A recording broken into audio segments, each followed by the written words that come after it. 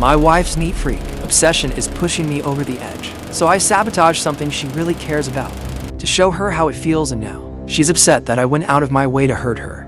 Yes, I 36 male know the title is bizarre, and I can't believe I'm actually writing this. My wife 30 for female is a neat freak, she always has been. She throws out the notes on my desk, just assuming they're garbage. My belongings get rearranged, to the point where it takes me hours to find them. It's something I've come to accept. I'm not happy about it, but we have a pretty happy marriage on the whole. I'm a volunteer M, and I keep my boots unlaced up against the wall, next to my clothes hamper, so that I can throw them on, along with my uniform, if a call comes in during the middle of the night.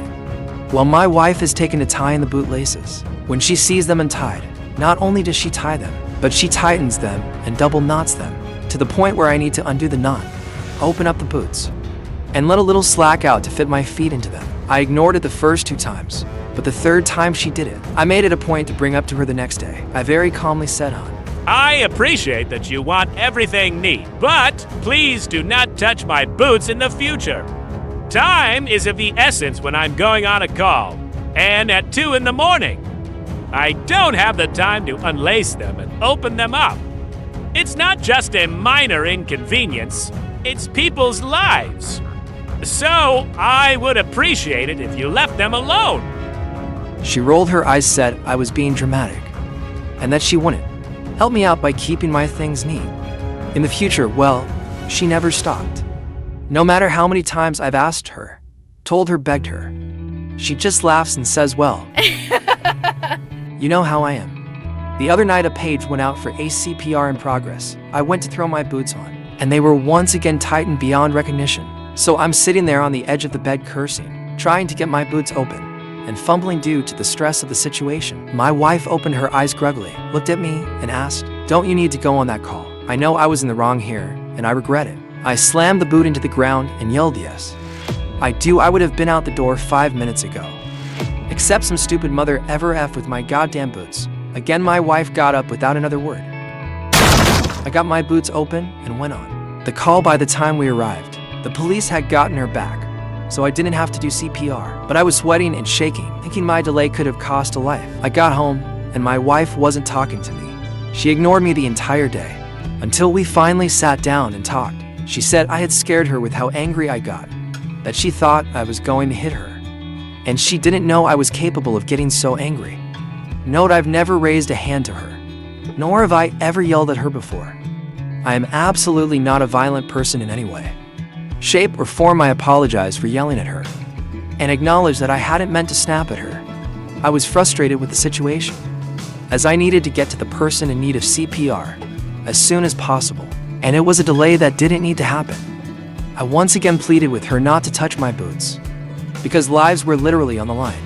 She told me that if I was going to overreact and make her afraid, then she would never touch my boots again, because she didn't want to live like that. Last night before I got into bed, I had a sinking feeling, so I went over and checked my boots. I was very disappointed to find them tightened up again, so I decided to show her how it felt. I went over to her closet and pulled out her running shoes. I unlaced the shoelaces on both of them, removed them from the shoes, completely curled them each into a little coil, put them inside the shoes and put them back. I then went to sleep at 6:15. I was woken up by my wife screaming. How could you? Why would you do this? Holding up both laceless shoes with tears in her eyes. My wife likes to go for an early morning run, and I knew she would wanna get out the door as soon as possible. I smiled and said, "You know how I am. I just like things neat." She continued sobbing and walked out of the room. So by the time she was all laced up again, it was raining, so she missed out on her run. I actually feel pretty terrible about that, because I really only wanted to delay her, not ruin her plans completely. At this point, she's alternating between crying that I went out of my way to hurt her, and ignoring my presence. I acknowledge that what I've done has been pretty childish and not at all constructive. I just don't know what to do. She said through tears, "You admitted you were totally in the wrong for yelling at me, and then you turned around and took it out on me in a different way. What is wrong with you? The problem is." To her, an apology means taking on 100% of the fault. When I apologized for blowing up, she took that to mean she was 100% in the right, and that my feelings were completely unjustified. So at this point, I haven't apologized for ruining her run, because she'd take that to mean that she wasn't wrong to touch my boots. I've tried to have these discussions, but it's in one ear and out the other. We have such a good relationship otherwise, but I feel like this issue has reached a tipping point, and it's going to continue to result in arguments until we resolve it. How do I make things right with my wife while still letting her know that I won't tolerate her disrespecting my property anymore? This blew up a couple things to address. Points that keep getting brought up. One, my wife has never been diagnosed as having OCD. As an EMT, I'm very careful about labeling someone as having a disorder, as I don't have the proper qualifications to make that diagnosis. I do agree that it's time for her to see somebody, get a proper diagnosis, and address these issues. To my boots, lace up in the front and zipper on the side. They're not a full unzip, but rather an unzip to open them up a bit. The way my wife is tying them makes them impossible to get on. Even with the zipper down, they're weatherproof and great for standing on rough terrain or the highway after accidents. They're only about a year old and were actually a gift from my wife. I've not considered Velcro before. I'm a bit hesitant to do that, as I don't know that they wouldn't catch on things or wear out quicker. Yes, I've tucked the laces in, but she still tied them up. This is a bit of compulsive behavior on my part. I don't leave my boots in the garage because my mother was a smoker growing up, and that's where she would smoke. So I would end up with ashes in my shoes and having them reek of tobacco after. So I developed a habit of wearing them into my home. Also, if I leave them there, they're likely to get moved someplace safe, where it will take me even longer to find them. Putting the boots in the closet, she found them and tied them, putting them under the bed or out of sight. They were found tied and moved to the closet. I honestly believe that a footlocker or any other kind of box would get moved to where I would have to wake her up to find it.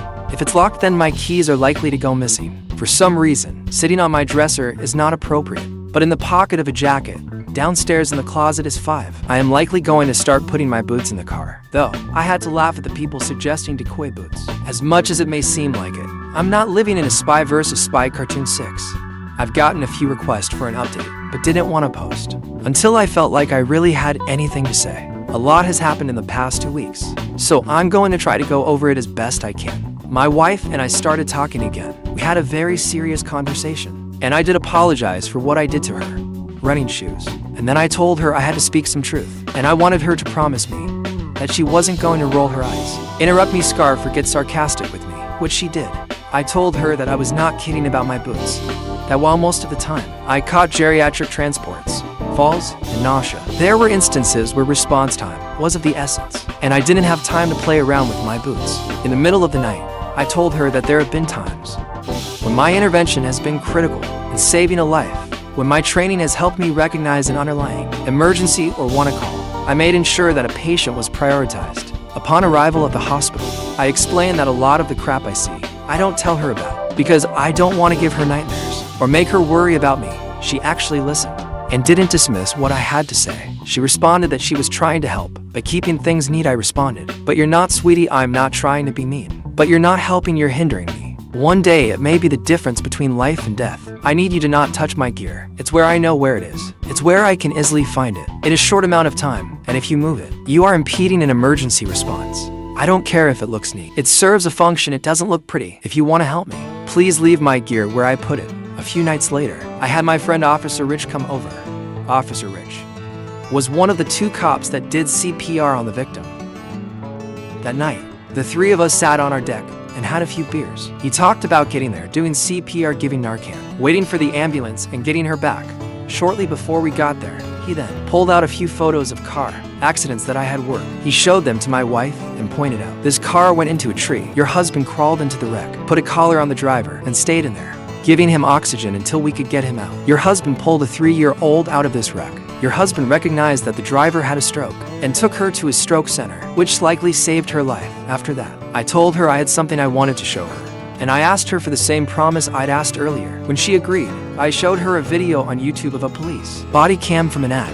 This video showed how critical time is in getting someone back and the training someone goes through in order to give the drug, do CPR, and utilize an AED. I told her I'm not trying to attack you. I don't want to have a fight, but I want you to understand what I go through. That I hope every call I go on is transporting a boot, because otherwise, it means that if I don't do everything right, someone could die. If I don't get out that door as quickly as possible, someone could suffer brain damage while they're waiting for me to give them oxygen. If I'm upset and shaking because I had to waste time opening my boots, I might miss something critical and someone might not make it."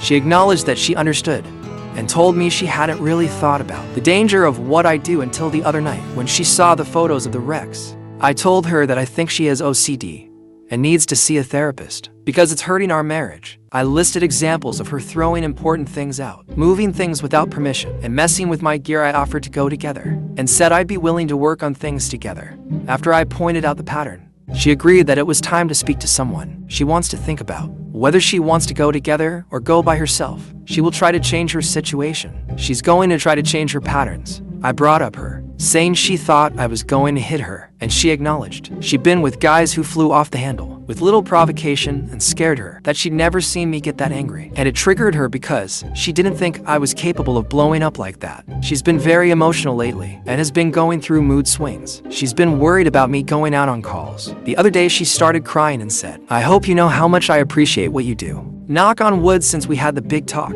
she hasn't touched my boots. Is everything resolved? Not by a long shot, but she seems to have a new appreciation for what I do. Thank you for all of your responses. I wound up not showing her the thread because a lot of it was pretty harsh towards her. I recognize I cherry-picked incidents that didn't put her in the best light, and there's a lot more to her in our marriage than that. She is the person I chose for the rest of my life, and I want us to work